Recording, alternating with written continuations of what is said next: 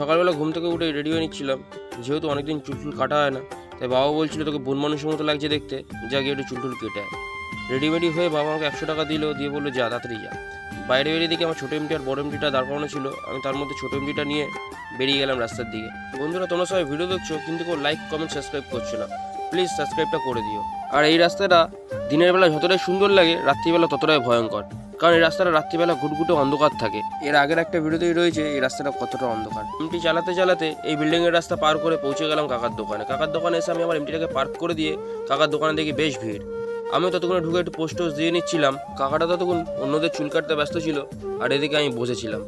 1 থেকে 1.5 ঘন্টা অপেক্ষা করার পর আমারও চুল কাটার সময় এলো, কিন্তু কাকা মনে হয় আমার মাথায় ক্লিপ গুঁজে আমাকে মেয়ে সাজানোর চেষ্টা করছিল। আমাকে কাঁচি টাচি দিয়ে চুল টুল কেটে দেওয়ার পর ফাইনালি আমার লুকসটা এরকম লাগছিল। কেমন লাগছিল তোমরা কমেন্টে জানাবে।